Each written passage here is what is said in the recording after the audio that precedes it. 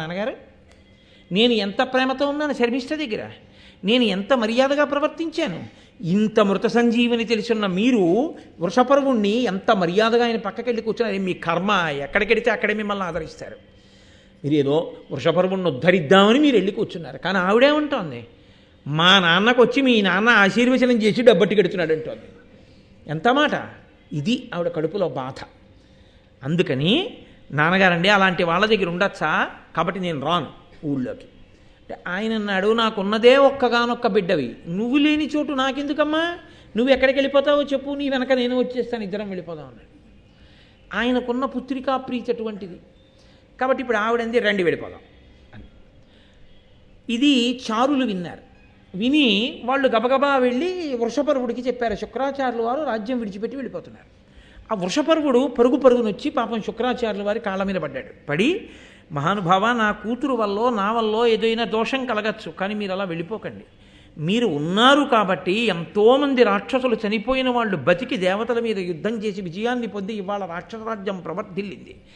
అటువంటి మీరే వెళ్ళిపోతే ఇంకా మమ్మల్ని ఆదుకునేవాడెవరు? కాబట్టి నా తప్పు మన్నించండి, మీరు వెళ్ళకూడదు అన్నాడు. అంటే దేవయానంది, నా కోరిక ఒకటి తీరిస్తే మీరు వృషపర్వుడి రాజ్యంలో ఉండండి. ఈమెకి వశుడైన శుక్రుడు, ఏమిటి నీ కోరిక అంటే ఆవిడంది, నాకు వృషపర్వుని యొక్క కుమార్తె అయినటువంటి శర్మిష్ఠ దాసి కావాలి. నా దాసిగా మారితే నేను మళ్ళీ వచ్చి ఆ రాజ్యంలో ఉంటాను, మీరు కూడా రాజ్యంలో ఉండండి. ఇప్పుడు తన కూతురు మీద ప్రేమకి శుక్రాచార్యుల వారు లొంగారు, తన కూతురు మీద ప్రేమకి వృషపర్వుడు కూడా లొంగాలిగా. లొంగి నీకు నా కూతురు దాశావడమా పోతే పొండానని అనుకోండి, సందేహం లేదు, శుక్రాచార్యుల వారికి ఎక్కడికి వెళ్ళినా ఆ గౌరవం నడుస్తుంది. కానీ దేవయాని ఇలా శుక్రాచార్యుల వారిని ఎన్నిళ్ళు తిప్పుతుంది, ఎన్ని రాజ్యాలు తిప్పుతుంది. ఈ అహంకారం ఎప్పటికి విడిచిపెడుతుంది ఆవిడ. ఇప్పుడు వృషపర్వుడు అలా అనొచ్చు, నా కూతురు నీకు దాస్యం చేయదనొచ్చు. ఆయన ఒక్క క్షణం ఆలోచించాడు, నా ఒక్క కూతురి జీవితాన్ని త్యాగం చేస్తే మొత్తం రాక్షస రాజ్యం, రాక్షస కుటుంబాలు అన్నీ సంతోషంగా ఉంటాయి, ఎవ్వరింట్లోనూ చావుండదు. శుక్రుడు ఒక్కడుంటే అందరూ సంతోషిస్తారు. నా ఒక్క కూతురి సుఖాన్ని నేను చూసుకుంటే ఇన్ని కుటుంబాలు ఏడుస్తున్నా రాజుగా నేను చేయగలిగింది ఏమీ ఉండదు.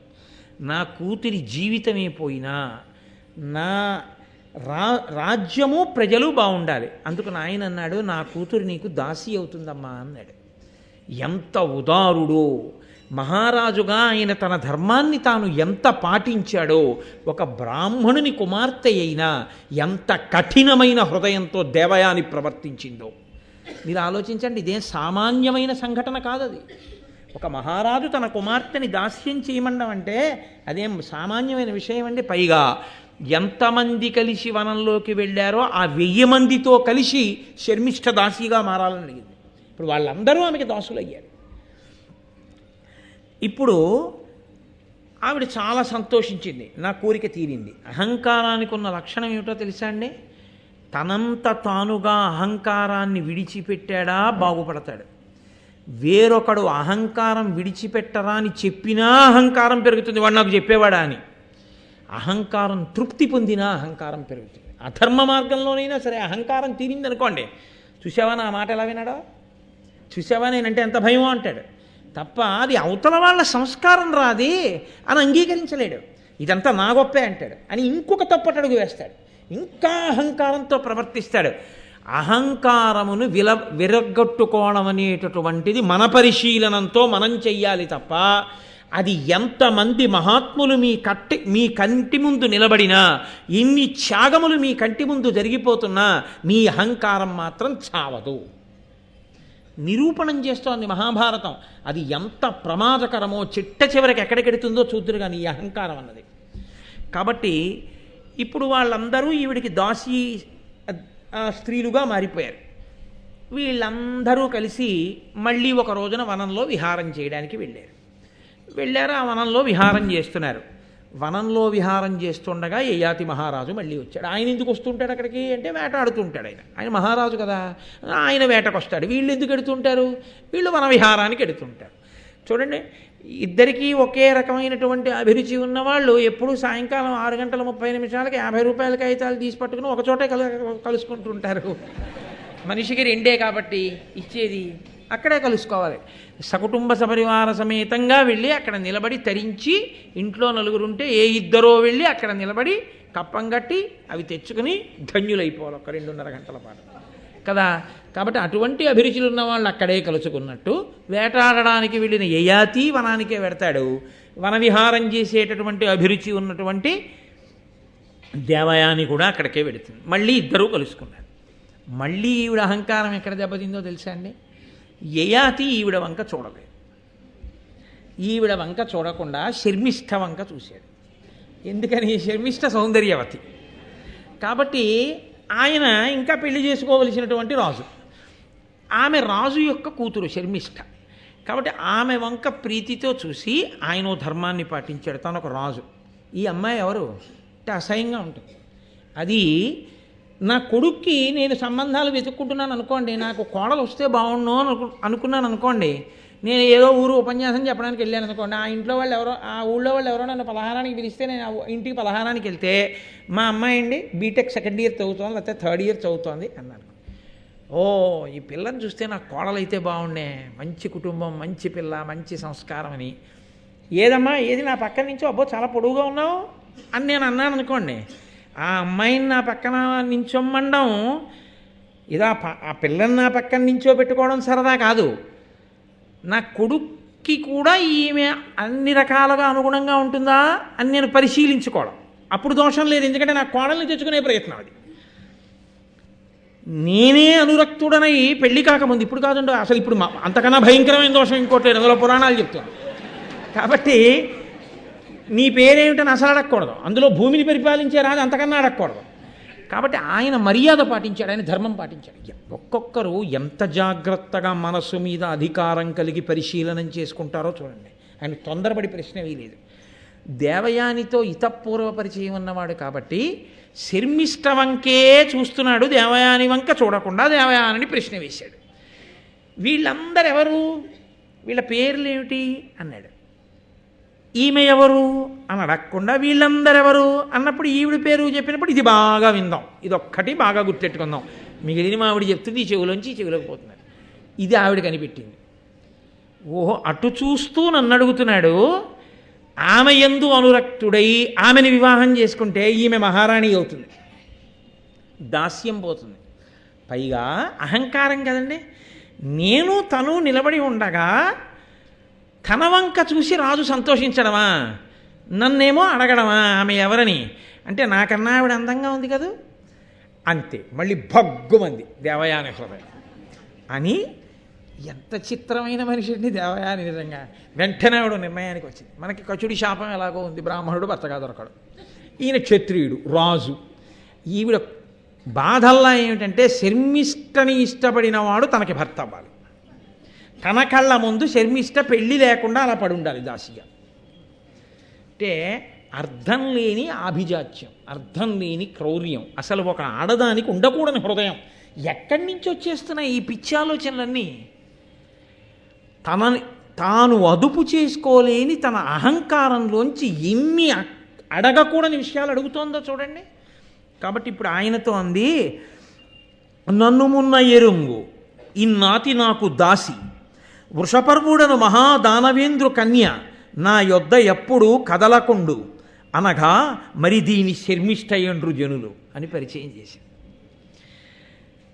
నన్ను మున్న ఎరుంగు, సరే నా గురించి నేను చెప్పక్కర్లేదనుకో, నేను నీకు బాగా తెలుసు అంటే అక్కడికి శర్మిష్ఠ ముందు వాళ్ళిద్దరికీ బాగా పరిచయాలు ఉన్నట్టు. ఏమిటి పరిచయం? ఇంతకుముందు నూతిలో పడిపోతే పైకి లాగాడు, అది పరిచయం. అథవా ఆయన వేటాడుకుంటుంటే వీళ్ళ వనానికి ఎడితే ఎప్పుడన్నా చూశారేమో. మనకి భారతంలో తెలుసున్న పరిచయం అంటూ ఏమైనా ఉంటే నూతిలో పడితే పైకి లాగడమే. వెనకటొకడు రాజుగారితో మాట్లాడాను అన్నట్టు. అయిపోయి నువ్వు రాజుగారితో మాట్లాడడం ఏమిట్రా? రాజుగారితో నేను మాట్లాడాను కదా, రాజుగారు నాతో మాట్లాడారా అన్నాడు. రాజుగారు నీతో మాట్లాడారా? అవును, రాజుగారే మాట్లాడారు.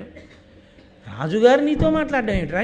నీకు ఏమి విశేషం ఉందని రాజుగారు నీతో మాట్లాడతారు? ఎప్పుడు మాట్లాడారు, ఎందుకు మాట్లాడారు చెప్పన్నారు. ఎప్పుడు మాట్లాడారంటారే? రాజుగారు మదగజం మీద వెళ్ళిపోతున్నారు, నేను ఎటో దిక్కులు చూస్తూ వెళ్ళిపోతున్నాను. ఆయన మదగజం మించి చూసి, బుద్ధిహీనుడా, కళ్ళు లేవురా, ఏను కింద పడిపోతావు అన్నారు. నాతో మాట్లాడినట్టు కాదా అన్నారు. కాబట్టి తనని తాను తృప్తిపరుచుకునేవాడికి ఏదైనా పలకరింపే, ఏదైనా మాటే. కాబట్టి దేవయానంది, నన్ను నీవెరుంగు, నీకు తెలుసులే, నువ్వు నాకు తెలుసు, నేను నీకు తెలుసు అంటే అక్కడికి శర్మిష్ట ముందు వాళ్ళిద్దరికీ ఏదో పెద్ద అనుబంధం ఉండిపోయినట్టుగా ఓ మాట అన్నమాట. అని ఇన్నాతి నాకు దాసి, ఈవిడ నా దాసి, వృషపర్వుడను మహాదానవేంద్రు కన్య, వృషపర్వుడు అనేటటువంటి రాక్షసరాజు యొక్క కూతురు అనగా, మరి దీని శర్మిష్ట అండ్రు జనులు, జనం శర్మిష్ట శర్మిష్ట అని పిలుస్తూ ఉంటారు. ఎంత చులకనగా, ఎంత తేలికగా, ఎంత పనికి మాలిన దానిగా శర్మిష్టని కట్టిందో చూడండి. శర్మిష్ట అమాయకురాలు కాదు, ఆవిడ బహుగడుసరి. ఆవిడ పసిగట్టింది, రాజు నాయందనురక్తుడై ఉన్నాడు, ఈమె నాకొచ్చిన అవకాశాల్ని తుడిచివెయ్యడమే లక్ష్యముగా ఈమె ప్రవర్తిస్తోంది అని కనిపెట్టింది శర్మిష్ట. వెంటనే ఒక్కసారి వెర్రి ఆలోచన అంటూ మొదలవ్వాలి కానండి, దానికి అంతా దరా, అది అలా అల్లుకుపోతుంది అంతే, చిక్కుడు తీగ అల్లుకున్నట్టు అల్లుకుంటుంది. ఆవిడికి ఏమనుమానం వచ్చిందంటే, ఇవ్వాలంటే దాసి అన్నాను, వెళ్ళిపోయిన వాడు ఊరుకుంటాడా రాజు? వేగుల వాళ్ళతో కబురు చేసి, ఏదో దాస్యం అంటేనండి, ఇంతకుముందు ఒకసారి ఆ శుక్రాచార్యుల వారు రారన్నారని నా కూతురు దాస్యం చేస్తుంది అన్నాను, ఆ అమ్మాయి నా కూతురు అండి బాబు అంటే నేను పెళ్లి చేసుకుంటానంటే వాళ్ళిద్దరికీ వివాహం అయిపోతే రాణిగారు నాకు దాస్యం ఏంటి? ఆవిడ దాస్యం చేయించుకోవడానికి నేను వెళ్ళి అంతఃపురంలో కూర్చుంటే మాత్రం చేస్తుందా అప్పుడు మహారాజు ఉండగా? అందుకని నాకు ఎలాగో కచుడి శాపం ఉంది కాబట్టి ఈ యయాతిని నేను పెళ్లి చేసుకుని మా ఇద్దరికి దాస్యం ఈ శర్మిష్ఠతో చేయించాలి, అప్పుడు నా అహంకారం ఇంకా తీరుతుంది, అప్పుడు నాకు తృప్తిగా ఉంటుంది అనుకుని ఇక క్షణం ఆలస్యం చేయలేదు. ఇక యయాతి తన కన్నుల నుంచి దూరం కాకూడదు, ఎందుకంటే శర్మిష్ఠ వంక చూస్తున్నాడు, అది ఆవిడ బాధ.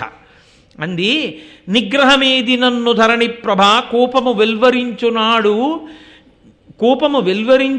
ఉగ్రమయూఖ సాక్ష్యముగనున్నత దక్షిణ పాణి చేసి భూపాగ్రణి నాదు దక్షిణ కరాగ్రము వట్టితి కాన మున్న పాణిగ్రహణంబు చేసి అది నీయడ విస్మృతి పొంద పాడియే. సూర్యభగవానుడు సాక్షిగా ఉండగా నువ్వు నా పాణిగ్రహణం చేశావు.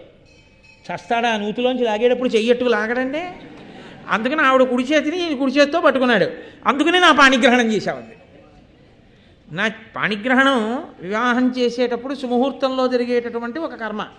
పాణిగ్రహణం అన్నా చేస్తారు, జీలకర్ర బెల్లం అన్నా పెడతారు, తెరదించి ఒకరి కన్నుల్లోకి ఒకరన్నా చూసుకుంటారు, మంగళసూత్రం అన్నా కడతారు, వీటిల్లో ఏదో ఒకటి సుముహూర్తానికి చేస్తారు, ఒక్కొక్క చోట ఒక్కొక్క పద్ధతి ఉంటుంది.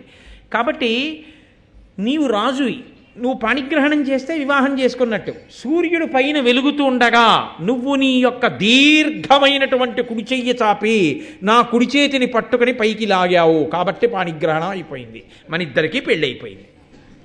హడిలిపోడండి యయాతి, ఎక్కడి ప్రారంధం? ఆవిడ బ్రాహ్మణ కన్య, నేను రాజునా, నూతులోంచి లాగితే పెళ్ళైపోయిందట్టుంది, పాణిగ్రహణం చేసామంటుంది అని నన్ను వివాహమై నహుషనందన ఈ లలితాంగి దొట్టి ఈ కన్యలందరూ దివిజ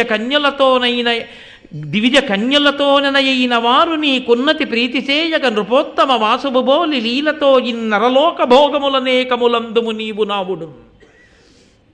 ఓ మహారాజా, నీవు నన్ను పాణిగ్రహణం చేసుకున్నావు, అందరికీ తెలిసేటట్టు వివాహం చేసుకుంటే ఈ 1000 మంది కన్యలతో కలిసి ఈ దాసి శర్మిష్ఠ మన ఇద్దరికీ దాస్యం చేస్తుంది, కాబట్టి నువ్వు నన్ను వివాహం చేసుకోండి అంటే ఆయన హడిలిపోయి అన్నాడు, నువ్వు బ్రాహ్మణ కన్యవి, నేను క్షత్రియుణ్ణి, పైగా భూమిని పాలించే రాజుని, నేనే ధర్మం తప్పితే నేనే నాకన్నా పైన ఉన్న కుటుంబంలోంచి పిల్లని తెచ్చుకుంటే లోకంలో ధర్మాన్ని ఎలా నిలబెడతాను? కాబట్టి నేను బ్రాహ్మణ కన్యని వివాహం చేసుకోకూడదు, కాబట్టి ఇది మన ఇద్దరికీ కుదరదు, ఇది ధర్మం కాదన్నాడు. అంటే ఇంకొక మాటగా ఏం చెప్పినట్టు? నాకు శర్మిష్ఠకి కుదురుతుందని చెప్పినట్టు కదండి. దీనికి ఆవిడ మరీ అడిలిపోయింది. శుక్రాచార్యుల వారి సంగతి నీకు తెలుసు కదా, మహానుభావుడు, మా తండ్రి, మృత సంజీవని విద్య ఎరిగినవాడు, ఎప్పుడూ అదే చెప్తున్నాడు. అటువంటి మహానుభావుడు, ధర్మం ఎరిగినవాడు, ఆయన చెప్పినది ధర్మం కాకపోదు కదూ, కాబట్టి శుక్రాచార్యుల వారు వచ్చి ధర్మమయ్యా నువ్వు చేసుకోవచ్చు ఈ అమ్మాయిని అంటే చేసుకుంటావా? శుక్రాచార్యుల వారు వచ్చి ధర్మమే చేసుకో అంటే చేసుకోకపోతే ఏమవుతుందో తెలియదేమిటి యయాతికి. ఆయన వెంటనే కమండలంలో నీళ్లు చేతిలో పోసుకుంటాడు శాపం ఇవ్వడానికి, నా కూతురు మనసు భగ్నపడిందని. అందుకని ఆయన హడిలిపోయి అన్నాడు, శుక్రాచార్యులు వారు కదా అంత బొత్తిగా ఇది ధర్మమే చేసేసుకో అంటాడు ఏమిటని శుక్రాచార్యులు వారు చెప్తే అలాగే చేసుకుంటాలే అన్నాడు. ఇప్పటికీ గొడవ వదిలిపోతున్నాడు. ఆవిడని అలాగే నించో అని పరిచారికని పిలిచి వెళ్ళి మా నాన్నగారిని తీసుకురాలి. అమ్మ బాబోయ్ ఇదేంటి ఇక్కడికిక్కడే తీర్పు కూడాను అని ఆయన తెల్లబోయి నించున్నాడు. అంటే ఎంత ఉద్ధతితో ఉంటాయో జీవితాలు. ఆ అహంకారగ్రస్తులైన వాళ్ళ యొక్క స్థితి ఎలా ఉంటుందో, ఎంతసేపు జాగ్రత్త పడిపోయాం మా అంత తెలివైన వాళ్ళు ఎవరు, ఎలా నేను ఆలోచన చేసేసానో చూసారా, ఇదే ఆవిడ ఆలోచించుకునే తీరు. కొంత అమాయకత్వం, కొంత తెలివితనం, అన్నీ ఏవేవి కలవకూడదో అన్నీ కలిసిపోయాయండి అందులో. ఇంకా అందులోంచి పుట్టేది హలాహలం కాకపోతే ఇంకోటి ఎలా పుడుతుంది? కాబట్టి ఇప్పుడు ఆ శుక్రాచార్యుల వారు వచ్చారు. ఆవిడ ఏం అడగాలి న్యాయంగా? నాన్నగారండి నేను ఈయన్ని వివాహం చేసుకోమని అడిగాను, ఆయనేమో బ్రాహ్మణ కన్యని చేసుకోకూడదంటున్నారు, అలా చేసుకోవచ్చా నాన్నగారు, అది ధర్మమా అని అడగాలి. ఆవిడ ఏమని అడిగిందో తెలుసా అండి? ఇన్నరేంద్రుచేతమున్న గృహీతమయ్యున్న నా కరంబు గ్రన్ననింకా ఒరునకర్హమగునే పరిణయ విషయమై ధర పరిగ్రహింప పరమమూర్తి. నాన్నగారండి ఇతను ఇంతకుముందు నా చెయ్యి పట్టుకుని పాణిగ్రహణం చేశాడు, కాబట్టి నేను ఈయనకి భార్యని, ఈయన నాకు భర్త. ఇప్పుడు చెప్పండి, నేను ఇంకోళ్ళకు కూడా భార్యనవచ్చా ఈ భూలోకంలో అంటే తెల్లబోయాడు శుక్రాచార్యులు వారు. ఒకరికి భార్య అయిపోయిన దాన్ని ఇంకొకరికి కూడా భార్య అని అలా చెప్పి అసలు దాని మీద చర్చే లేదు, అసలు ఆ నోటి వెంట ఆ మాటే రాకూడదు. కాబట్టి అలా ఇంకొకరు చేసుకుంటారా అంటే యయాతి తెల్లబోతున్నాడు. ఇది పాణిగ్రహం నూతులో దాన్ని లాగాను రా నా ప్రారంభం కొద్దీ పాణిగ్రహణం అని పేరెట్టింది దానికి. ఏదో నేరకపోయి కుడి చేత్తో లాగాను పైకి పాణిగ్రహణం అయిపోయిందండి అస్తమానమును. ఇది ఎక్కడి ప్రారంభం వచ్చి పడింది? నిజమే, తెలిసో తెలియకో కుడి చేత్తో కుడి చేయి పట్టుకున్న మాట వాస్తవమే. అది ఏమన్నా మంత్రమా, పెళ్ళా, ఏమన్నానా, ఏదో లాగాను నా కర్మ కొద్దీ. పాణిగ్రహణం చేసావు, ఆకాశంలో సూర్యుడున్నాడు ఆయన సాక్ష్యం అంటుంది. ఏమన్నా అందామంటే ఇప్పుడు కూతురుతో పోదు తండ్రితో కూడా గొడవ. ఏమంటాడో అని చూస్తున్నాడు ఆయన. ఆవిడంది, నాన్నగారు ఒకవేళ ఇది ధర్మం కాకపోతే మీ తపస్సుతో ఇది ధర్మమగుగాక అనండి, ధర్మం అవుతుంది. అడిలిపోయాడు యయాతి పాప నిలువున. ఆయనకి పుత్రికా ప్రీతి కదండి. ఆయన అన్నాడు, క్షత్రియుడు మహారాజు అయినటువంటి వాడు బ్రాహ్మణ కన్యని చేపట్టరాదు. అయినా ఇత పూర్వం నా కూతురు కుడి చేయి పట్టుకుని నీ కుడి చేత్తో లాగావు కనుక, మీ ఇద్దరికీ పాణిగ్రహణం అయింది కనుక, మీ ఇద్దరూ భార్యాభర్తలు అయిపోయారు కనుక, మీ ఇద్దరి మధ్య ఇప్పుడు క్షత్రియుడు బ్రాహ్మణ కన్యని వివాహం చేసుకున్నాడన్న అధర్మము కలగకుండుగాక నేను ఆశీర్వచనం చేస్తున్నాను నా తపోబలంతో. కాబట్టి మీ ఇద్దరికీ అధర్మం రాదు, అక్షతలేహేశాను మీరు దంపతులు అన్నాడు. ఏం చేస్తాడు యయాతి? అలాగేనండి అన్నాడు. పోనీ ఇక్కడతో వదిలిపోయిందని మీరు అనుకుంటున్నారా? క్షత్రియులు దక్షిణ నాయకులు అంటే వారు ఒకరికన్నా ఎక్కువ మంది భార్యల్ని స్వీకరిస్తూ ఉంటారు రాజ్యం చేసినప్పుడు. ఇప్పుడు అలా అస్తమానం అవన్నీ నియమాలు మిగిలినవి పాటించకపోయినా ఇవన్నీ పాటించకపోతే ఎలా ప్రమాదం వస్తుందని ఆయన ఆలోచించక్కర్లేదు. అవన్నీ రాజ్యం చేసి పెద్ద పెద్ద ఐశ్వర్యాలతో ఉండి యుద్ధాలు చేసి వాళ్ళు యుద్ధభూమిలో ప్రాణాలు కూడా అలా విడిచిపెట్టారు. ఇప్పుడు మనమే అలా చెయ్యను అక్కర్లేదు, అందుకని ఇతర విషయాలు మనకు అక్కర్లేదు, ధర్మాన్ని పట్టుకుంటే చాలు. కాబట్టి ఆయన దక్షిణ నాయకుడు, ఒకరికన్నా ఎక్కువ మంది భార్యల్ని స్వీకరించవచ్చు. కాబట్టి శర్మిష్టని తర్వాత చేసుకోవచ్చు కదా. ఇప్పుడు దేవయానిని చేసుకుని పాండురాజు గుర్తిని చేసుకుని మాద్యం చేసుకోలేదేమిటి? అలా ఈయన చేసుకుంటే శ్రీకృష్ణదేవరాయల వారు ఇద్దరు భార్యలతో లేడాయన. అలా ఈయన తర్వాత శర్మిష్టని కానీ పెళ్లి చేసుకుంటాడేమో అని అనుమానం ఆవిడికి. ఆవిడ బాధల్లా ఏమిటంటే యయాతికి తాను భార్య అయితే ఆవిడికి సరిపోదు, శర్మిష్ట భార్య కాకుండా కూడా ఉండాలి ఆవిడకి, అది ఆవిడ కోరిక. కాబట్టి శుక్రుడి చేత చెప్పించింది ఇంకొక మాటగా, లేకపోతే ఈ మాట శుక్రుడి నోటి వెంట ఎందుకు వస్తుందండి? ఆయన పెళ్ళి అయిపోయిన తర్వాత అల్లుడిని దగ్గరికి కూర్చోబెట్టుకుని కూతుర్ని తీసుకెళ్ళిపోతున్నాడు తన రాజ్యానికి. తీసుకెళ్ళిపోయేటప్పుడు శర్మిష్టని ఏ స్థానంలో తీసుకెళ్లారో తెలుసా అండి? దాసీ స్థానంలో తీసుకెళ్ళాడు. ఊరుకున్నాడండి వృషపర్వుడు మహానుభావుడు రాజ్యం కోసం. ఒక తండ్రి పుత్రికా ప్రేమకి ఇలా ప్రవర్తిస్తే ఒక తండ్రి ఉదారుడై అలా ప్రవర్తించాడు. అది తేలికైన విషయమని మీరు అనుకోకండి. ఆ తండ్రి గుండెలో ఎన్ని అగ్నిపర్వతాలు బద్దలై ఉంటాయో, ఆ పిల్ల గుండెలో ఎన్ని అగ్నిపర్వతాలు బద్దలై ఉంటాయో. తనని అనురక్తుడై చూసినటువంటి రాజు ఆమెను వివాహం చేసుకుని తనని దాసిగా తీసుకెళ్తున్నాడు. పైగా శుక్రాచార్యులు వారు పక్కన కూర్చోబెట్టుకుని చెప్పాడు, నీతో పాటుగా ఈ 1000 మంది దాసీ స్త్రీలని శర్మిష్టని పంపుతున్నాను. వీళ్ళకి నువ్వు మంచి వస్త్రములు, శరీరములకు అనులేపనం చేసుకునేటటువంటి సుగంధ ద్రవ్యములు, పుష్పములు, మంచి మంచి భవనములు, విహారములు కల్పించవచ్చు. వారిని నీ సుఖము కొరకు వినియోగించుకొనవచ్చు అంగీకరిస్తే వారు. కానీ ఒక్క శర్మిష్ట మాత్రం దాసిగా ఒంటికి అంగరాగములు పూసుకోవడం, మంచి బట్టలు కట్టుకోవడం, పువ్వులు పెట్టుకోవడం, మంచి భోజనం చేయడం, మంచి భవనంలో ఉండడం వినా ఎన్నడూ ఆమె యందు నువ్వు భార్యాత్వమును పొందరాదు. ఇది నా శాసనం అని చెప్పాడు. ఇంతకన్నా దారుణాతి దారుణమైన విషయం ఇంకొకటి లేదు. ఎప్పుడో ఒక్కసారి గాలికి బట్టలు కలిసిపోతే ఆవిడ బట్టలు కట్టుకుందా? కట్టుకున్నందుకు వాళ్ళ నాన్నగారిని తోలనాడిందని వాళ్ళ నాన్నగారిని వెనకేసుకొచ్చి ఒక్క మాట మాట్లాడిందా? ఆ మాట మాట్లాడినందుకు తనకి కావలసిన భర్తని ఎగరేసుకుపోయి ఆవిడ చేసుకుంటుందా? చేసుకుని దాసిగా తీసుకెడుతుందా? తన కళ్ళ ముందు తనకి భర్త కావలసిన వాడితో తాను సంతోషంగా మహారాణి స్థానంలో కూర్చుని ఉంటుందా? ఆవిడ బిడ్డల్ని కంటుందా? తాను మోడువారిపోయి దాస్యం చేస్తూ అలా ఉండిపోవాలా? ఎంత బాధాకరమైన విషయం అండి! ఎంత అహంకారం అండి దేవయానిది! ఏ కారణం చేత దేవయానిని వెనకేసుకొస్తారు మీరు భారతంలో? అది అమాయకత్వమైన అర్థం లేని అమాయకత్వం, అది హర్షించరాని అమాయకత్వం, దిద్దవలసిన అమాయకత్వం తప్ప అమాయకత్వం అన్న ముసుగులో చేయవలసినటువంటి అపచారం అది కాదు. ఎవరు దిద్దాలో ఆ శుక్రుడు దిద్దలేదు. ఇప్పుడు దిద్దవలసిన వాడు ఎవరైనా ఉంటే భర్తృస్థానంలో ఉన్నటువంటి యయాతి దిద్దాలి. ఎందుకంటే ఆయనకి ఇప్పుడు అధికారం ఉంది కాబట్టి ఆవిడ్ని తీసుకుని వెళ్ళిపోయాడు. ఆయన మహానుభావుడు, ధర్మాత్ముడు. ఆమెతో కలిసి చాలా సంతోషంగా కాలం గడుపుతున్నాడు. ఈ మిగిలినటువంటి శర్మిష్టని 1000 మంది కాంతల్ని తీసుకెళ్ళి ఒక అశోకవనంలోని హర్మ్యంలో ఉంచారు. వాళ్ళు పాపం ఈవిడికి దాసీత్వం చేస్తున్నారు. ఆవిడ చాలా సంతోషంగా ఉంది. 2 కోరికలు తీరుతున్నాయి.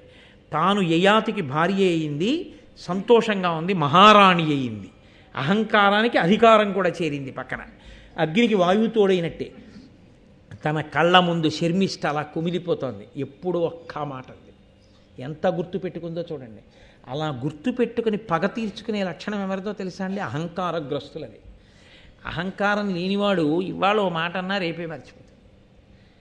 అసలు అంతా గుర్తుండదు. మళ్ళీ వెంటనే ఆ ప్రేమ పొంగి వచ్చేస్తుంది, ఇది కొట్టుకుపోతుంది. అది లేని చోట అహంకారం అలా నిలబడిపోయి ఉండిపోతుంది. కాబట్టి కొంతకాలం అయిపోయిన తర్వాత ఆ దేవయానికి యయాతి మహారాజు వల్ల యదువు, తుర్వసుడు అని 2 కుమారులు కలిగారు.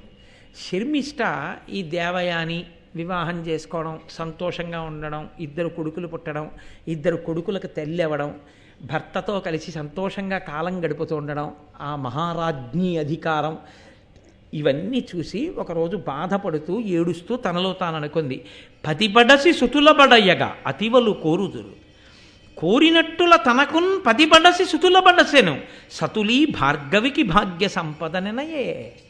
లోకంలో ఏ ఆడదైనా ఏం కోరుకుంటుందంటే తన మనసు తెలుసుకున్నటువంటి మంచి భర్త రావాలి అని కోరుకుంటుంది. కేవలము భర్తృస్థానం ఒక్కటే పూరింపబడితే సరిపోదు. అమ్మా అని పిలిపించుకోవడమే పరిపూర్ణత అని అనుకుంటుంది. ఈ భార్గవి భృగువంశంలో పుట్టిన శుక్రాచార్యుల వారి కూతురు ఒక మంచి పురుషుడికి భార్య అయింది. చక్కటి బిడ్డల్ని కంది, అమ్మా అనిపించుకుంది. ఈమె ధన్యురాలు. నేను మూడువారిపోయిన జీవితం ఉన్నదాన్ని, నాకు భర్త లేడు, బిడ్డలు లేరు. కాబట్టి నా జీవితం ఇలా మూడువారిపోయి అంతరించిపోవలసిందే. కానీ లోకంలో ఎవరికైనా అలా ఉండాలని కోరుకుంటుందిగా అనుకో. కొంతకాలం అయిపోయిన తర్వాత ఇప్పుడు ఎవరి మనసులోనైనా ఒక బాధ, ఒక ఆర్తి అన్నది ఉంటుంది కదండి. కానీ దాన్ని ధర్మబద్ధం చేసింది శర్మిష్ఠ. ఆవిడనుకుంది, ఈ రాజునందు నా హృదయంబు తవిలి ఎప్పుడు నుండు, నన్నీతడు గరము కారుణ్యమున ప్రీతి కలుగ ఎట్లు సూచు. కమలాక్షి భార్గవ కన్యతానిట్లు కోరి ఈతని తనకును పతి చేసుకొనియే అటుల ఏనుకోరి లోకైక భార దురంధరుడు పరహితుడు ధర్మపరుడు నహుషాత్మజుడు అతని పతి చేసుకొందున్. కోరి కోరి యయాతి దేవయానికి భర్త అయ్యాడా? దేవయాని కోరి కోరి యయాతిని భర్తని చేసుకుందా? దేవయాని భర్తని చేసుకుంది. నిజానికి నా మనసు ఆయన యందు నిలబడింది, ఆయన మనసు కూడా నా యందు నిలబడింది. మధ్యలో అడ్డొచ్చింది ఎవరైనా ఉంటే దేవయాని శుక్రాచార్యుల వారి. ఆమె తనంత తాను భర్తని పొందచ్చా, నేను మాత్రం పొందకూడదా? తన మాట విని నేను ఇలా మూడు వారిపోవాలా? నేను ఎందుకు ఉండిపోవాలి? కాబట్టి నేను కూడా కేవలం ఏదో ఆవిడ భర్తని నా భర్తని చేసుకోవడం నా ఉద్దేశ్యం కాదు. నా యందు అనురక్తుడు కనుక, నా జీవితము పండాలి కనుక, నాకు అమ్మతనం మిగలాలి కనుక ఆ యయాతికి భార్యనై సంతానాన్ని పొందుతాను. అందులో దోషం లేదు కాబట్టి, ధర్మ విరుద్ధం కాదు కాబట్టి. ఈవిడ వరకు ధర్మం తప్పడం ఎక్కడుందండి? అందులో ధర్మం తప్పడం లేదు. రాచకన్య రాజుని కోరుకుంది. దక్షిణ నాయకత్వంలో రాజులు ఒకరికన్నా ఎక్కువ మంది భార్యల్ని స్వీకరిస్తారు. ఆమె యందు అనురక్తుడు అని ఆమెకి తెలుసు. ఈమె మనసు ఆమె ఎందున్నది అన్న విషయం చెప్పడానికి ఆవిడ తప్ప మనకు అధికారం లేదు. ఆవిడ చెప్తుంది ఆ విషయం. కాబట్టి ఇప్పుడు శర్మిష్ఠకి ధర్మం లేదు అని అనడానికి వీలు లేదు. కాబట్టి ఒకనాడు యయాతి మహారాజు ఏదో అలా విహారం చేస్తూ అశోకవనంలోకి వచ్చాడు. ఆ శర్మిష్ఠ కనపడింది.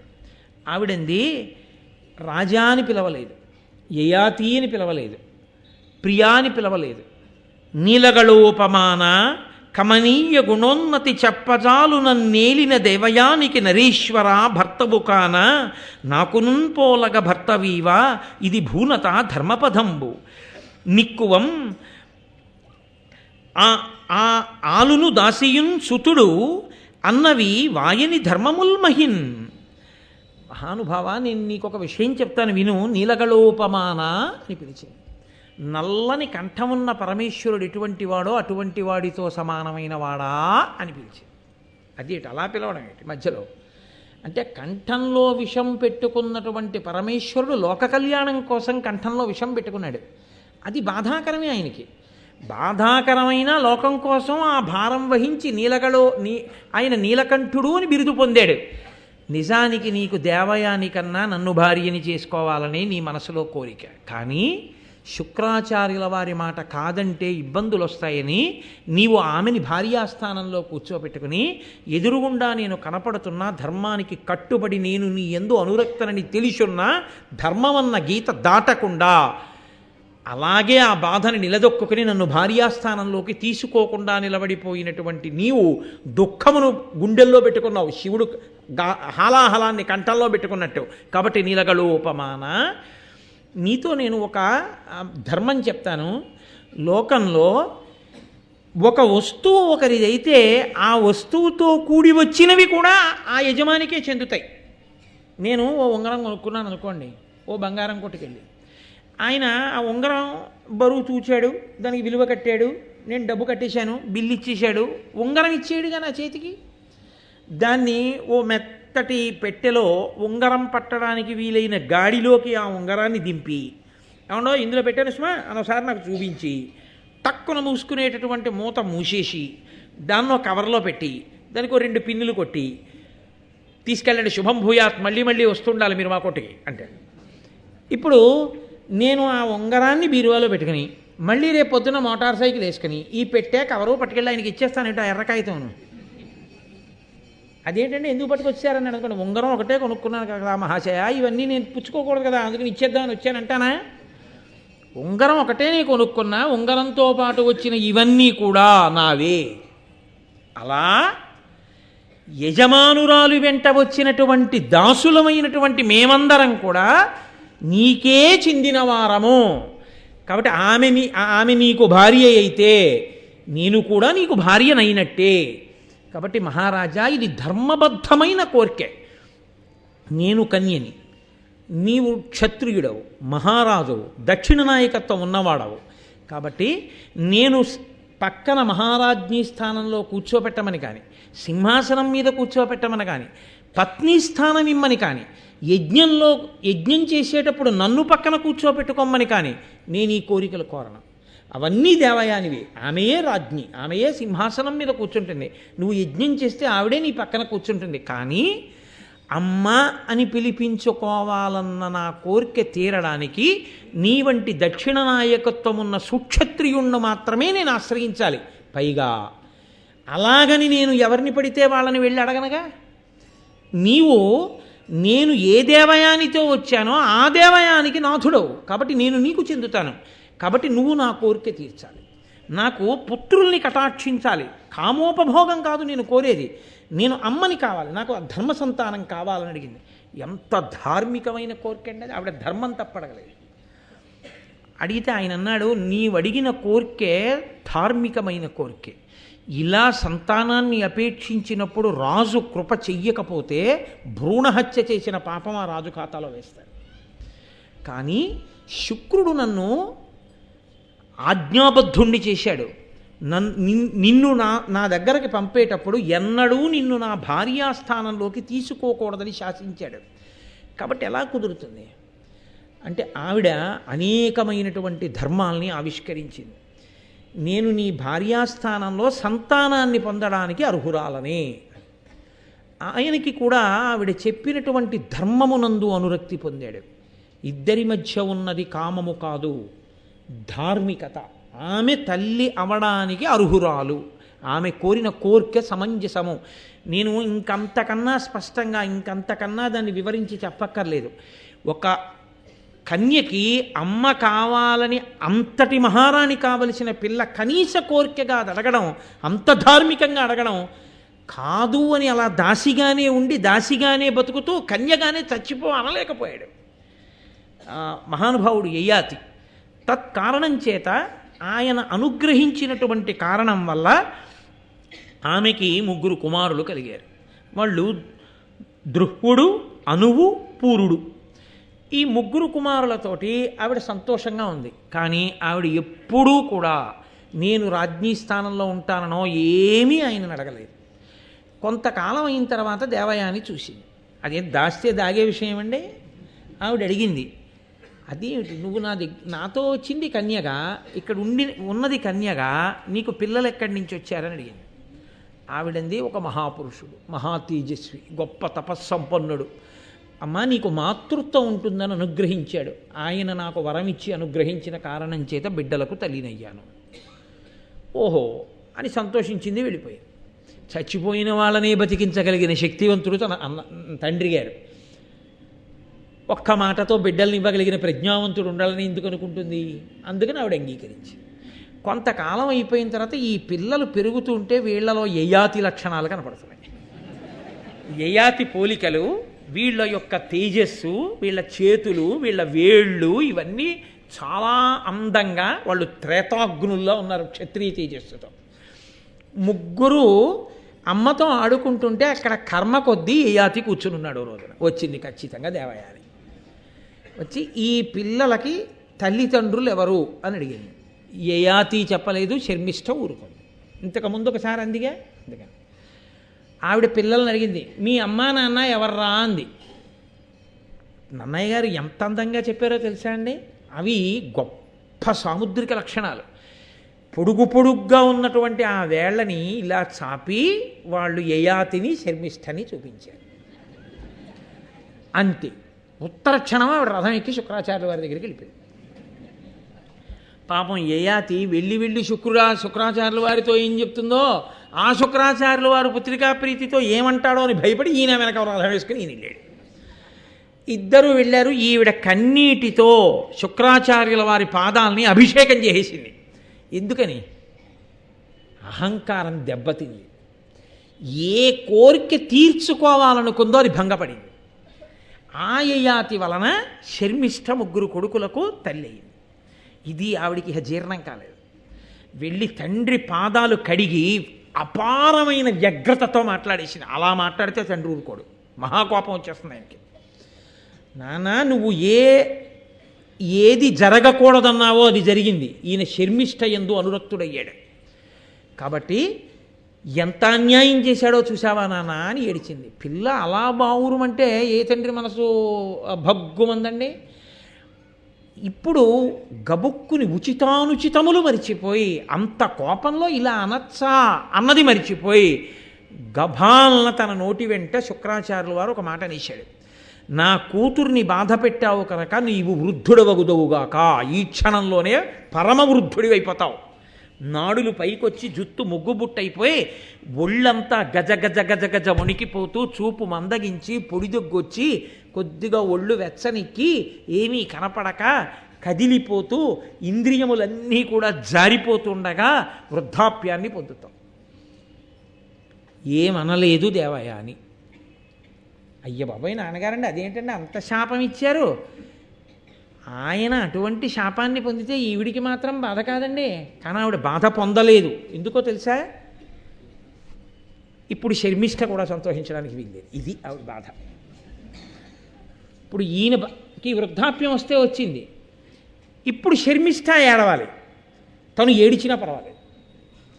ఎంత క్రౌర్యం, ఎంత పగో, ఎంత అభిజాత్యం, ఎంత అహంకారం దెబ్బతింటే తట్టుకోలేని స్థితో. ఇది అన్న తర్వాత యయాతి చాలా చాలా తెలివైన వాడని చెప్పాలి ఆయన అన్న ఒక్క వాక్యానికి. మీరు జాగ్రత్తగా వినండి, నేను మళ్ళీ అనను ఆ వాక్యాన్ని. అందుకని మీరు ఒక్క మాటే వినవలసి ఉంటుంది ఆ వాక్యాన్ని. నేను 10 మాటల వాక్యం అనక్కర్లేదు, ఒక్క మారే నేను అంటాను. దాన్ని బట్టి వెంటనే శుక్రుడి మనసు ఎందుకు కరుగుతుందో మీరు అర్థం చేసుకోవాలి. యయాతి ఆయన పాదములు పట్టుకుని అన్నాడు, నాకు ఇంకా నీ కుమార్తె యందు ఇంద్రియ చాపల్యము విడవలేదు, నీవు నన్ను వృద్ధుడవు కమ్మని శపించావన్నాడు. దీనికి మళ్ళీ దేవయాని సంతోషపడిపోయింది. అహంకారం కదండి. నేను ఒక్కమారే అంటానని చెప్పాను ఆ వాక్యాన్ని. ఎందుకంటే అటువంటి 10 మాటలు సభాముఖంగా అనక్కర్లా, ప్రాజ్ఞులు మీ అందరూ పరిశీలించగలరు. కాబట్టి వెంటనే శుక్రాచార్యులు వారు అన్నారు. అప్పుడు దేవయాని సంతోషించడం గమనించి, ఓహో ఇతనికి మళ్ళీ యవ్వనం ఇవ్వాలి, ఎలా వృద్ధుడైపోవాలన్నాడుగా. అందుకని అన్నాడు, శర్మిష్ఠ వలన 3 కుమారులు ఉన్నారు, దేవయాని వలన 2 కుమారులు ఉన్నారు. దేవయాని వలన జన్మించిన 2 కుమారులలో ఏ ఒక్కడైనా, శర్మిష్ఠ వలన జన్మించిన కుమారులలో ఏ ఒక్కడైనా నీ వృద్ధాప్యాన్ని తీసుకుని అతని యవ్వనాన్ని నీకిస్తే నువ్వు మళ్ళీ ఏ సుఖములను కోరుకున్నావో ఆ సుఖములను నువ్వు అనుభవించాలనుకున్నంత కాలం అనుభవించి నీ వృద్ధాప్యాన్ని నువ్వు పుచ్చేసుకుని ఏ కొడుకు నీకు యవ్వనం ఇచ్చాడో ఆ కొడుక్కి యవ్వనాన్ని ఇచ్చేసేయి. ఆ రోజుల్లో వాళ్ళకున్న తపస్సు చేత సాధ్యమయ్యేది. ఏమి ఇప్పుడు చచ్చిపోయిన వాడికి కన్ను తీసి బతికున్న వాడికి పెడితే సాధ్యమైందా? ఆ రోజున అది ఎందుకు సాధ్యం కాదని మీరు అనుకుంటున్నారు? ఆ రోజు తపస్సుకి అది సాధ్యమైంది. ఆ రోజు దేవతలే వచ్చి ఎదురుగుండా కూర్చునేవారు అగ్నిహోత్రం దగ్గరే హవిస్సు తినడానికి. కాబట్టి ఈ మాట అని శుక్రాచార్యుల వారి నోటి వెంట వేరొక మాట వచ్చేసింది. అది కదలిక. ఎవరు ధర్మమునకు కట్టుబడ్డారో చిట్ట చివర గెలవవలసిందే. ఆయన అన్నాడు, ఏ కొడుకు నీ వృద్ధాప్యాన్ని పుచ్చుకోవడానికి ఇష్టపడతాడో ఆ కొడుక్కే నువ్వు రాజ్యాన్ని కూడా నీ తదనంతరము ఇయ్యి. అప్పటికి మహారాజ్ఞిగా ఉంది, కానీ తర్వాత రాజమాత ఎవరవ్వాలో, తర్వాత రాజ్యం ఏ వంశానికి వెళ్ళిపోవాలో, ఇప్పుడు శర్మిష్ఠ కుమారులు ముందుకొస్తారో దేవయాని కుమారులు ముందుకొస్తారో అన్నదాన్ని బట్టి ఉంటుంది. తనకే ఒకరు చెప్తే మాట వినే లక్షణం లేనిది తన కొడుకులకు ఉంటుంది. ఆ దేవయాని చెప్తే వింటారా? ఇప్పుడు నాన్నగారు నా కూతురు దాసిగా వెళ్ళిపోతుంది అంటే విన్న కూతురు ఎవరుందో ఆ కూతురు కొడుకుల్లోనే ఎవరో వినాల్సి ఉంటుంది. మాట వినే తత్వం నీకోటి ఉంటే నీ పిల్లలకు ఉంటుంది, నీకే లేని నీ పిల్లలకి ఎక్కడి నుంచి ఉంటుంది? ఒకవేళ నువ్వు వెళ్ళి చెప్పినా ఊరుకుందరు మీరు పెద్ద మాట విన్నట్టు. మీరు ఎన్ని మాటలు అహంకారంతో నాన్నగారు ఎన్ని మాటలు మాట్లాడారు, ఏట్రా వాడు మన అండం ఏట్రా అనేవారు. ఇప్పుడు నేనంటే తప్పు వచ్చిందా అని అనుకోండి, అప్పుడు మీరేమంటారు ఇంక పిల్లలతో? అప్పుడు ఇంక తండ్రికి అనడానికి ఏముండదు. అందుకే శాస్త్రంలో ఏమంటారంటే, కొడుకుకి తండ్రి నోరు విప్పి ధర్మమును చెప్పరాదు. అసలు కొడుకుకి ఎప్పుడు ఏ భయం ఉండాలంటే, నాన్నగారండి మా ఇద్దరిని ఆశీర్వదించండి అని కోడల్ని తీసుకుని వచ్చేస్తాడేమో స్వతంత్రంగా అన్న భయం తండ్రికి ఉండక్కర్లేదు. ఎందుకు ఉండక్కర్లేదో తెలుసా? అసలు నాన్నగారి జీవితం ఒకటి ధర్మబద్ధమైతే మా నాన్నగారు ఇలాంటిది ఒప్పుకుంటారా అన్న ఆలోచన కలిగిన ఉత్తర క్షణంలో కొడుకటువంటి దుడుకు పని చెయ్యడు. దోషం అది కూడా దాటిపోతే అప్పుడు తల్లిదండ్రుల ప్రారంభం అనుకోవాల్సి ఉంటుంది అంతే. కాబట్టి ఇప్పుడు తాను వినలేదు ఎప్పుడు మాట. ఇప్పుడు ఎలా వింటుంది, ఎలా వింటారు దేవయాని పిల్లలు? సంతోషించాడు, భార్యతో కలిసి ఇంటికి వెళ్ళాడు. 5గురిని పిలిచాడు. పిలిచి, ఒరే నాయనా, మీ తాతగారు నాకు శాపవాక్కు విడిచిపెట్టాడు. భూసురులాదిగల జనులీసుర సేవించిరేని నాకు ఈ వృద్ధాప్యం అకారణంగా వస్తుంది అని నాకు శాపం ఇచ్చాడు. అందుచేత నాకు అకారణంగా వృద్ధాప్యం వచ్చేసింది. దానితో పాటు ఒక విసులుబాటు ఇచ్చాడు. మీలో ఎవరైనా నా వృద్ధాప్యాన్ని పుచ్చుకొని మీ యవ్వనం నాకు ఇవ్వండి, నేను కొన్నాళ్ళు భోగాలు అనుభవించి విరక్తి కలిగిన తర్వాత మీకు మళ్ళీ యవ్వనం ఇచ్చేసి నా వృద్ధాప్యం పుచ్చేసుకుంటా. అలా ఎవరు ఇస్తారో వాళ్ళకి రాజ్యం ఇద్దాం అనుకుంటున్నానన్న మాట మాత్రం పైకి చెప్పలేదు. చెప్పకుండా ఎవరైనా పుచ్చుకుంటారా అని అడిగాడు. ముందు దేవయాని యొక్క పిల్లల్ని పిలిచి, మొదట పుట్టినవాడు కాబట్టి యదువుని అడిగాడు, ఎరా పుచ్చుకుంటావా అని. అంటే పిల్లలు అన్నారు, తగిలి జరయు రుజయు దైవవశంబుననయ్యనేని వానిని అనుభవింతుగాక ఎరిగి ఎరిగి కడగి అరింటి జేకొందురయ్యా ఎట్టి కుమతులైనా. లోకంలో ఎవరికైనా వృద్ధాప్యం వచ్చినా అనారోగ్యం వచ్చినా ఎవరికి వచ్చిందో వాడు అనుభవించాలి. అంతేకాని లోకంలో ఎవడికో ముసలితనం వచ్చేస్తే నాకు ఇచ్చేయండి మేస్టారు అని గుచ్చేసుకుని వీడికున్న యవ్వనం వాడికి ఇస్తాడా? వాడెవడికో జబ్బు వస్తే వాడు అనుభవించాలి. అంతేగాని మీ జబ్బు నాకు ఇవ్వండి అని చెప్పి వాడి దగ్గర జబ్బు వీడు పుచ్చుకుంటాడా? వీడి ఆరోగ్యం వాడికి ఇస్తాడా? ఏమిటన్నా పిచ్చి ప్రశ్న, మమ్మల్ని యవ్వనం ఇమ్మంటా ఏంటి? అసలు అలా అడగకూడదు, తప్పు నాన్న అన్నారు. అంటే ఆయన అన్నాడు, ఒక్కొక్కడిని పిలిచి అడిగాడు, యదువు ఇవ్వనని చెప్పేశాడు. కాబట్టి ఆయన అన్నాడు, నీకు అసలు రాజ్యాధికారము లేకుండుగాక, నీకు నీ వంశంలో పుట్టేవాళ్ళు ఎవ్వరూ రాజ్యం చేయరు. అందుకే యాదవులు రాజ్యం చేయలేదు. కాబట్టి యదువంశమునందున్న వారికి రాజ్యాధికారము లేదు. రెండవవాడు తుర్వసుని అడిగాడు, ఆయన అంగీకరించలేదు. దేవయాని బిడ్డలు వీళ్ళిద్దరు, అమ్మకి లేనితనం వీళ్ళకి వస్తుందా? కాబట్టి ఆయన అన్నాడు, మీకు ధర్మజ్ఞానము లేకుండుగాక, తండ్రి మాట వినడం గొప్పది అని మీకు తెలియలేదు. కాబట్టి మీకు ధర్మజ్ఞానం లేక ఆటవికులకు రాజులగుదురుగాక. శర్మిష్ఠ కొడుకుల్లో దృహ్యుణ్ణి పిలిచి అడిగాడు, నువ్వు తీసుకుంటావా? ఆయన అధిక్షేపించాడు. నీవు నా తర్వాత రాజ్యాధికారమును పొందకుందువుగాక, నీవు ఎంతసేపు కూడా నదుల దగ్గర సరస్సుల దగ్గర పడవలు తోసుకుని యాత్రికుల్ని ఇట్నుంచి అటు దింపేటటువంటి వాళ్ళ రాజ్యములకు రాజువగుదువుగాక. అనువుని పిలిచి అడిగాడు. ఆయన వృద్ధాప్యాన్ని చాలా చిన్నతనం చేసి మాట్లాడాడు. నీ వంశంలో పుట్టిన ఎవ్వరూ అసలు వృద్ధాప్యమును చూడకుండా మరణించెదరుగాక.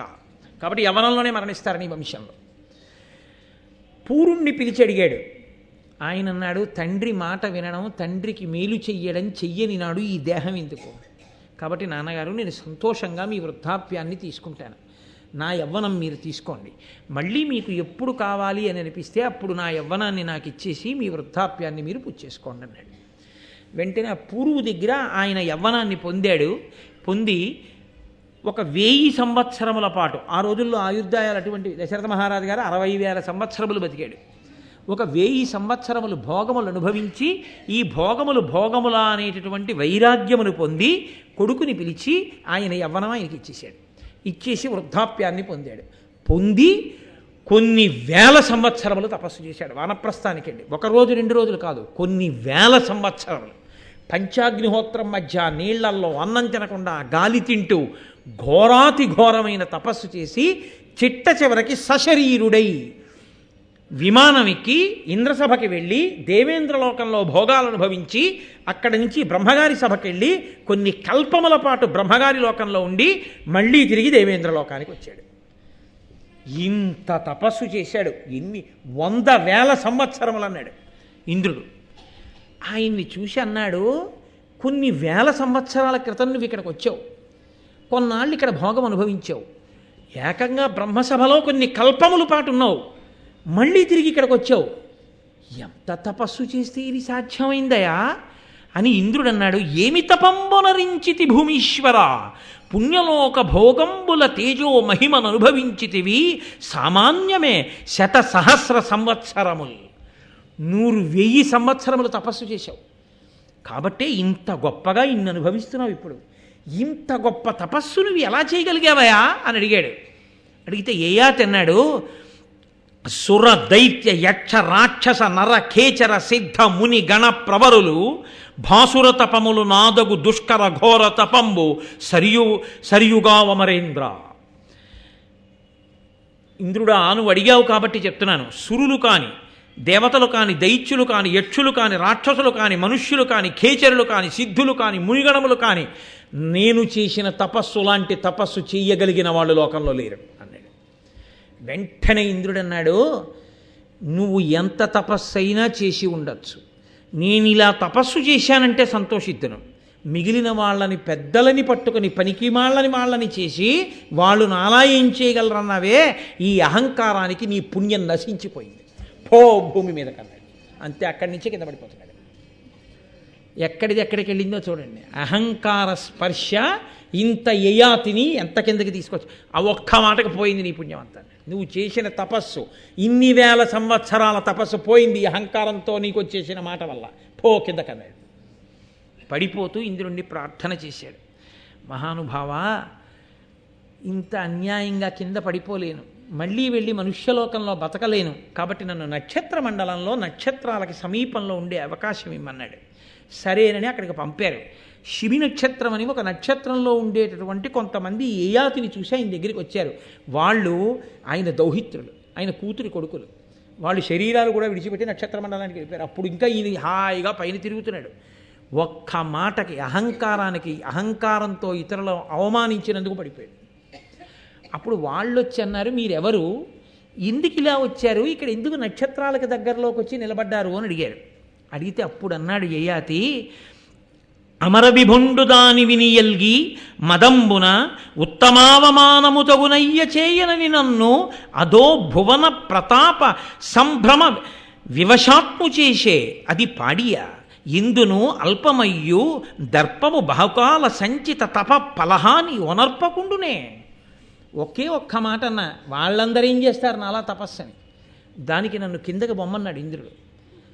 మళ్ళీ అడిగితే ఇక్కడికి పంపించాడు నక్షత్ర మండలానికి. నిజమే, ఎంత చిన్న మాటైనా అది అహంకారంతో మాట్లాడే ఒక్క మాటైనా ఇన్ని పుణ్యాల్ని పాడు చేసేస్తుంది. కాబట్టి ఇంద్రుడి తప్పే ఉంది, నాదే తప్పంత. అహంకారంతో మాట్లాడడం, పెద్దల్ని అధిక్షేపించి నేను ఎలా తపస్సు చేశానో చెప్తే పోదు, వాళ్ళు పనికి మాలిన వాళ్ళు అంటాం ఎందుకు. దానివల్ల పడిపోయాను, కోరుకుంటే ఇదిగో ఇక్కడికి పంపారన్నాడు. అంటే వాళ్ళు అన్నారు, నువ్వు ఇన్ని లోకాలు తిరిగావు, ఇన్ని కల్పాలు ఉన్నావు, బ్రహ్మసభలో ఉండడం అంటే బ్రహ్మగారు మాట్లాడుతుంటే వినొచ్చు, నీకు ఎన్నో తెలిసి ఉంటాయి, మాకు ధర్మం గురించి 4 మాటలు చెప్పన్నాడు. అంటే సర్వభూత దయ్యకు సత్యవాక్యమునకు ఉత్తమంబు ధర్మ ఒండెరుంగా ఒరలు నొప్పి కోడకు పతాపమొరరించు నదియకడున ధర్మం అనిరిబుధులు. ఆయన అన్నాడు, సర్వభూత దయ, సత్యమైన వాక్యము, ఈ రెండే లోకంలో అత్యుత్తమమైనటువంటి ధర్మాలు.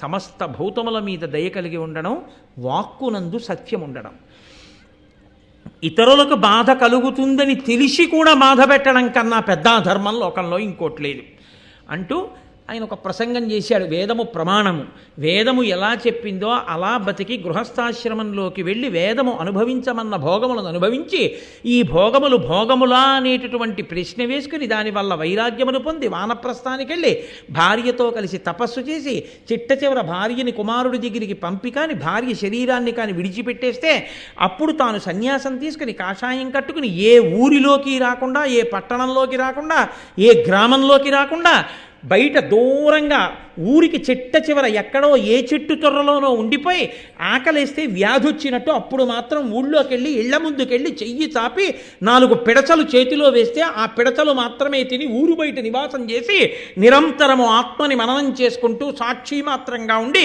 శరీరం పడిపోతున్నప్పుడు కూడా తాను ఆత్మగా నిలబడగలిగిన సన్యాస స్థితిలో ఉండిపోయిన వాడెవరో వాడు మోక్షానికి అర్హుడవుతాడు. కాబట్టి ఇలా బతకమని వేదం చెప్పిందయా, అలా బ్రతకండి, అలా ఉండాలి లోకంలో ఉండేటటువంటి వాళ్ళందరూ అన్నాడు. అంటే వాళ్ళు చాలా సంతోషించి, మహానుభావా, నీకు ఇన్ని విషయాలు తెలుసు కదా, నీకు ఇన్ని తెలిసున్నవాడివి, భూత భవిష్యత్వర్తమాన కాలములు తెలిసున్నవాడివి కాబట్టి మాకు చెప్పు, మాకు పుణ్యలోకములు ఉన్నత లోకములు ఉన్నాయా అని అడిగారు వాళ్ళు. అడిగితే ఆయన అన్నాడు, ఉన్నాయి, మీరు ఉన్నత లోకములు పొందుతారు అన్నాడు. అంటే వాళ్ళు అన్నారు, రా, నిన్ను కూడా మాతో మళ్ళీ ఉన్నత లోకాలకి తీసుకుపోతున్నాం అన్నారు. ఇంద్రుడు వద్దన్నాడుగా, ఎలా సాధ్యం? అంటే సత్సంగం వలన సాధ్యమైంది అన్నారు వాళ్ళు. మేమింత పుణ్యం చేసి ఉన్నత లోకాలకు ఎడుతున్నాం, వెంటనే నీ అహంకారాన్ని విడిచిపెట్టి నాది తప్పే, నిజమే, మహాత్ముల్ని నేను అలా అనకూడదు, అలా అన్న తర్వాత ఇంద్రుడు నా పుణ్యం పోయిందని కిందకి తోస్తే ఇంద్రుడి తప్పెక్కడుంది అని అన్నావే అని మాతో కలిసి నిలబడి మాట్లాడేవే, ఈ సత్సంగ పుణ్యం చేత మళ్ళీ నీకు ఊర్ధ్వలోకాలకు వెళ్ళేటటువంటి అదృష్టం కలిగింది, వెళ్ళిపోదామని ఉన్నత లోకాలకి తీసుకెళ్ళిపోయారు. కాబట్టి అథవా దీని సారాంశం ఏమిటో తెలుసా అండి? అహంకారము పోవాలి అనుకున్న వాడికి ఏకైక మార్గము లోకంలో మహాపురుషులతో కలిసి ఉండడమే. సత్పురుషులతోటి కూడిక వలన అహంకారం అనేటటువంటిది నశించిపోతుంది.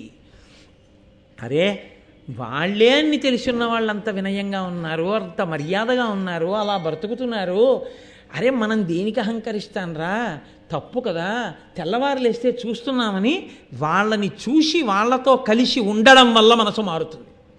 అదే విరుగుడు, అదే ఎంత కఠినమైన మనస్సునైనా ఎంత అహంకారమైన మనస్సునైనా మార్చగలదు అని చిట్ట చివర మనకి ఈ యయాతి ఉపాఖ్యానం చేత మనకి తెలియచేస్తూ, చూడండి ధర్మం అని ఒక మాట ఉంది కదూ, అహంకారం పట్టుకుని ఉండిపోయిన దేవయాని చివరికి ఏం కోల్పోయిందంటే ఇంతటి మహారాజుకు భార్య అయి రాజవంశానికి తల్లి కాలేకపోయింది. ఇటు ఒక బ్రాహ్మణుడికి భార్య అయి తాను బ్రాహ్మణి కాలేకపోయింది. ఇంత శుక్రాచార్యుల వారికి కూతురై ఆయనకి ఒక దౌహిత్రుణ్ణి బ్రాహ్మణుణ్ణి అందించలేకపోయింది. అహంకారం పట్టుకున్న దేవయాని ఏమిటి పొందగలిగింది? అమాయకత్వం చేత, పశిచరం చేత, అయోమయం చేత, తెలియనిచరం చేత ఏదైనా కావచ్చు, కానీ తప్పే. అహంకారమునందు నిలబడిపోవడం ఎంత ప్రమాదం దేవయానికి తెచ్చింది. వినయానికి ధర్మానికి కట్టుబడిన శర్మిష్ఠ జీవితం చిట్ట చివర ఏ స్థితిని పొందింది? ఆమె మహారాజ్ఞి కావాలని కోరుకోకపోయినా ఆమెయే రాజమాత అయింది. చిట్ట చివర పూరుడికి రాజ్యం ఇచ్చాడు. ఇచ్చి మంత్రులందరూ అడిగారు, పెద్దవాడు ఎదువు ఉన్నాడు కదా, ఆయనకి ఇవ్వకుండా ఇతనికి ఎందుకు ఇస్తున్నావు అని అడిగారు. అప్పుడు చెప్పాడు, కొడుకు మాట వినని, తండ్రి మాట వినని కొడుకుకి తండ్రి యొక్క అధికారాన్ని ఐశ్వర్యాన్ని పంచుకునేటటువంటి అధికారం లేదు. నా మాట విన్నవాడు వాడు. శుక్రాచార్యుల వారు అనుగ్రహించారు, భగవంతుడు పలికించాడు శర్మిష్ఠ ధర్మానికి. అందుకని నా మహానుభావుడు నా మామగారే ఆ మాట అన్నాడు, నీ మాట ఎవరు వింటాడో వాడికి రాజ్యం ఇమ్మని. విన్నవాడు పూరుడు. కాబట్టి నేను పూరుడికి రాజ్యం ఇస్తున్నానని పూరుడికి పట్టాభిషేకం చేసి ఆయనకి ధర్మాలు నేర్పి ఇంద్రుడంతటి వాడు అడిగాడు, ఏం నేర్పావని. సత్యవాక్యం గురించి, దానం గురించి, జ్ఞానుల యొక్క చరిత్ర ఎప్పుడూ చదువుకుంటుండు నాన్న. అర్హుడైన వాడు కనపడితే దానం ఇవ్వకుండా ఉండకు, దానివల్లే ఫలితం పొందుతావు. ఎప్పుడూ సత్యాన్ని పలుకు, ఎప్పుడూ కూడా సత్యము, ఉచితము, ధర్మము అయినటువంటి మాట మాత్రమే మాట్లాడుతుండని నా కొడుక్కి నేను నేర్పి పట్టాభిషేకం చేశాను అని చెప్పి పూరుడికి రాజ్యం ఇచ్చాడు. దానివల్ల పూరుణ్ణి కన్నా శర్మిష్ఠ రాజమాత అయింది. దేవయాని ఇంత రాజుని కట్టుకున్నా తనకి బిడ్డలు ముందు పుట్టినా వాళ్ళకి రాజ్యం ఇప్పించుకోలేకపోయింది. ఏ అహంకారం పట్టుకుందో అదే తన కొడుకులకి రావలసిన సంపదని కూడా పోగొట్టేసింది. ఏమిటి సాధించుకుంది చివరికి? ఏమిటి మిగల్చుకుంది చివరికి? కాబట్టి అహంకారమును దూరం పెట్టుకో. నీ అంత నువ్వు ప్రయత్నం చేయి. నీ అంత నీవు అహంకారమును విడిచిపెట్టలేకపోతే సత్పురుషులతో సాంగత్యం చేయి. మహాత్ములతో కలిసి ఉంటే, వారి మాటలు వింటే, వారి నడవడి చూస్తే, వాళ్ళే అలా బతికినప్పుడు నాకేముందని ఇంత అహంకరించాలని నీవు అహంకారమును విడిచిపెట్టగలిగిన స్థితి నీకు కలుగుతుందని ఒక దివ్యమైన ఉపదేశంతో మహానుభావుడు మన యొక్క శ్రేయస్సు కోరి వేదవ్యాసుడు భారతాంతర్గతంగా ఇస్తే నన్నయ్య గారు ఋషితల్యుడై ఆంధ్రీకరించి మనని ఉద్ధరించారు. రేపు మహోత్కృష్టమైనటువంటి ఘట్టం. అందరూ సాధారణంగా వినాలని పరితపించిపోయేటటువంటి ఘట్టం. లోకంలో భారతం అంటే ఆదిపర్వంలో తప్పకుండా వినాలని కోరుకుంటారు. కణ్వ మహర్షి శకుంతల దుష్యంతోపాఖ్యానం రేపటి రోజున పరమేశ్వరానుగ్రహంగా ప్రారంభం చేసి చెప్పుకుందాం. మంగళాశాసన పరై మదాచార్య పురోగమై సర్వైశ్చ పూర్వైరాచార్యై సత్కృతాయాస్తు మంగళం. మంగళం కోసలేంద్రాయ మహనీయ గుణాత్మనే చక్రవర్తి తనూజాయ సర్వభౌమాయ మంగళం ఉమాకాంతాయ కాంతాయ కామితార్థప్రదాయినే శ్రీగిరీశాయ దేవాయ మలినాథాయ మంగళం కరచరణకృతం వా కర్మవాక్కాయజం వా శ్రవణనైనజం వా మనసం వాపరాధం విహితం వా సర్వమేత్తక్షమస్వా శివ శివ కరుణాబ్ధే శ్రీమహాదేవ శంభో సర్వం శ్రీ ఉమామహేశ్వర పరబ్రహ్మార్పణమస్తు స్వస్తి.